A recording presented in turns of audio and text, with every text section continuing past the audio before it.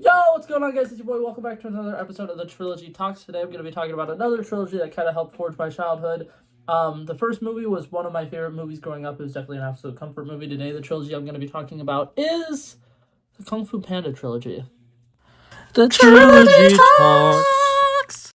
Alrighty, now with DreamWorks Animation, there are a lot of really, really great movies. There's so many different things you can talk about today. I specifically want to talk about Kung Fu Panda. Growing up, there was a Kung Fu Panda shows on the TV on Nickelodeon. There were a bunch of Kung Fu Panda little shorts. Kung Fu Panda growing up was one of my favorite things ever.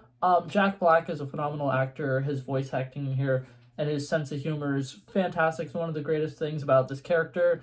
And Poe is a great character, and I will get into him. But one thing that I want to talk about with this movie that I think DreamWorks does really, really well, and that I think people really need to give DreamWorks credit for, is their villains. And in the Kung Fu Panda trilogy, there are 3 villains that are all really, really good, very remarkable in their own ways, and they're all very unique, and it's something that I love. The first villain is a stereotypical, he's just stronger, bigger, better, a guy who is very muscular, really good at Kung Fu, exactly what you would expect the Dragon Warrior to be, and then obviously the Dragon Warrior ends up being Panda, and everybody's like, what? That's so crazy. And obviously it ends up being more symbolic throughout the end of the movies when pandas are like rumored to be like the ones who first found Shi, and then they are great Kung Fu masters, whatever. So him being the Dragon Warrior ends up being a really, really cool thing. Obviously, when we see it in the first movie, there's a lot of like, why is it him? That doesn't make sense. That's kind of odd. But it's really, really good. The first movie, Tao Lung, great villain, amazing animation sequences. I still personally think that the scene of him breaking out of jail at the very beginning of the movie is one of the scariest, most intimidating scenes I've ever seen. It's very cinematically beautiful. Everything about that scene is phenomenal. That villain literally used to give me nightmares. Him and the guy from Mulan were like the scariest villains ever to me growing up. Very, very much loved him. He was fantastic. Very, very strong. I feel like he doesn't get a lot of credit where credit's due. I think he is one of the best villains of all time.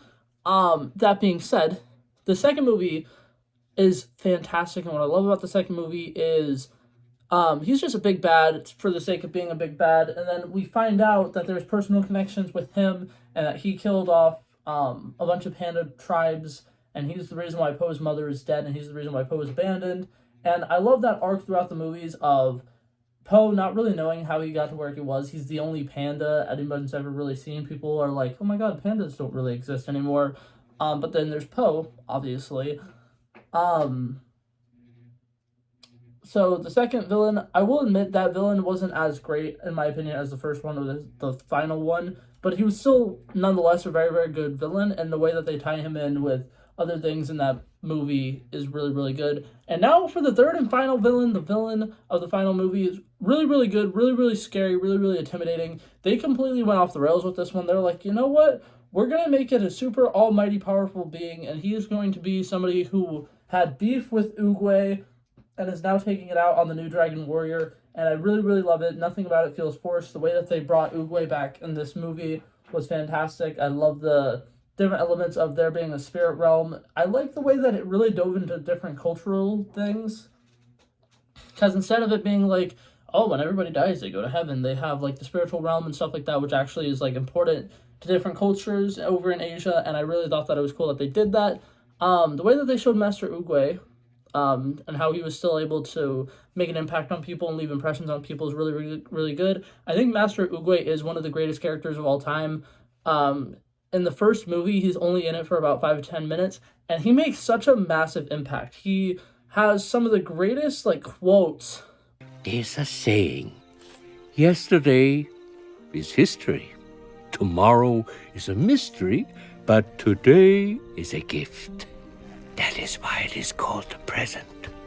So there's a lot of character arcs throughout these 3 movies that make it a really, really good trilogy. Personally, I think that the last movie is actually not that great, and I think that the first 2 are very serious, and they have the sense of humor, obviously, because Poe is really funny, but they know how to balance it a little bit better. I feel like the last one, they just kind of throw in more jokes and stuff, and then they have the twist where all the pandas help out in the final battle scene, which really kind of pisses me off. But for the most part, I think that this trilogy is very consistently good. I think that it really has the seriousness when it needs to be serious. The fight scenes are all really, really good, animated very, very well.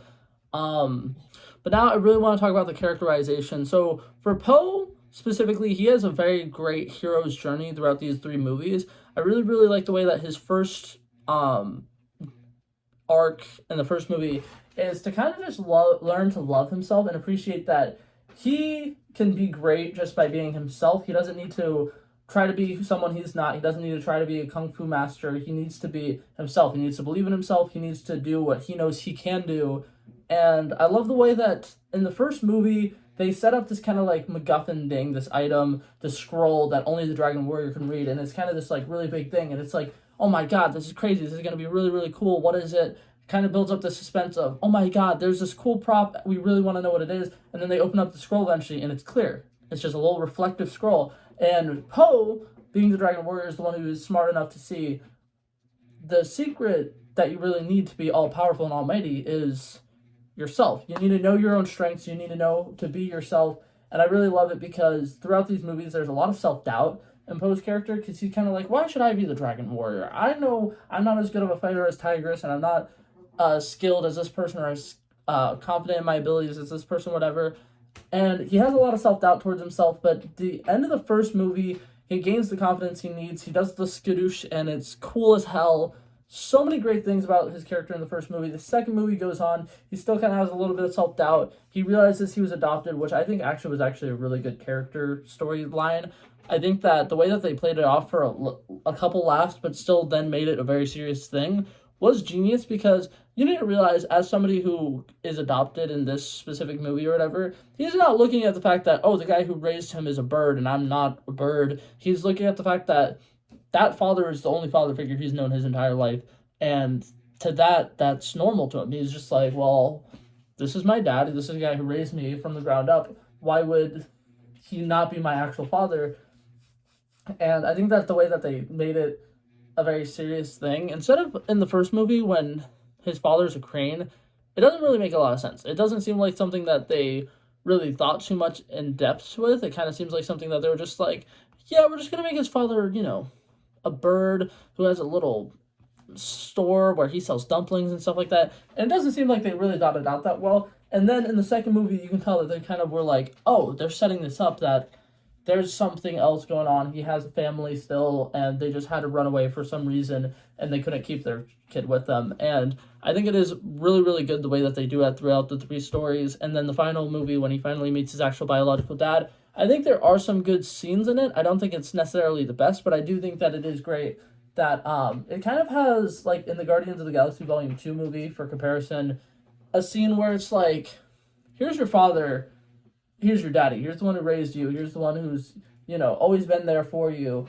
And it's great, and I kind of like it, and I like the trope that just because somebody has multiple father figures, it's not like one of them is your dad and one of them is just some guy. They can both be your dad in one sense, and I think that's great. The other main character arc that I want to talk about, because the majority of the Furious Five or whatever kind of stay the same characters throughout the entire movie, but Tigress really grows to be a good supporting person, and she's always there for her friends, and I really, really love it. I think that she's a really strong character, really powerful character, but the one person who I think actually goes through a lot of growth throughout these movies is Master Shifu. I think Master Shifu is a very underrated character.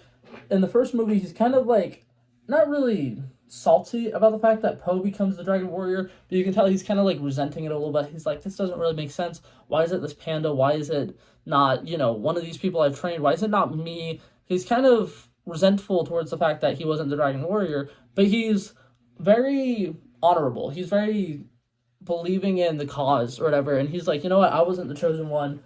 I'm going to help the chosen one out, try to see why he was the chosen one. And I think that it is a really, really great character while he goes through this arc of, it's not me, but I still want to better myself. I want to help him reach his full potential. And he truly is a sensei. He's great. He's a master. He's someone you can look up to. Very, very solid. And then throughout the movies, he's kind of like learning from Poe, which is for the first time for him. This is new for him. He's used to being the one to teach since Master Oogway taught him everything he knew and he became a master himself. he's kind of been a teacher, and then they complete his arc at the end of the movie by by him asking Poe, hey, can you teach me how to do the chi thing? And it's really, really great. Overall, I think that this trilogy is really, really good. Some of the character arcs throughout it are really, really good.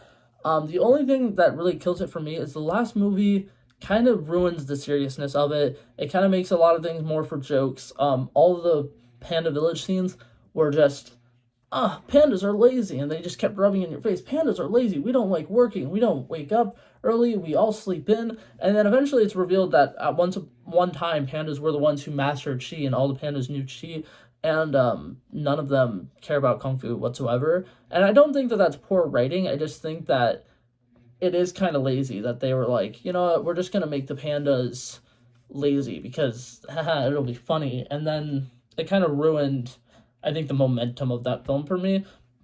That being said, I still think that the overall trilogy is really, really good. And now for rating it, I think that a great trilogy that has great character arcs, has really, really good fighting scenes, and is very consistently good, deserves to get a good solid grade. But with the final movie not really being a perfect ending, in my opinion, I think that I am going to give it a solid, I'm going to give it an 82 out of 100. I don't think it's great. I don't think it's bad.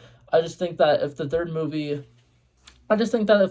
focused on actually concluding all the character arcs, it would have been a little bit better. I know there's going to be a fourth one, so this isn't really going to be a trilogy anymore in a little bit, but I do think, though, that they should have made it a more closed-ended thing.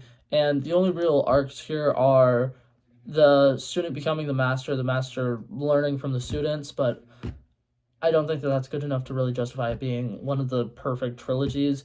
But that being said, it was a really, really good trilogy. I enjoyed it. It shaped my childhood a lot. I watched it all the time growing up, and it is still some of my comfort movies, and I think it's really, really good. But that being said, that is it for this video, guys. Hopefully you guys enjoyed it, and I'll see you guys in the next one. Peace out.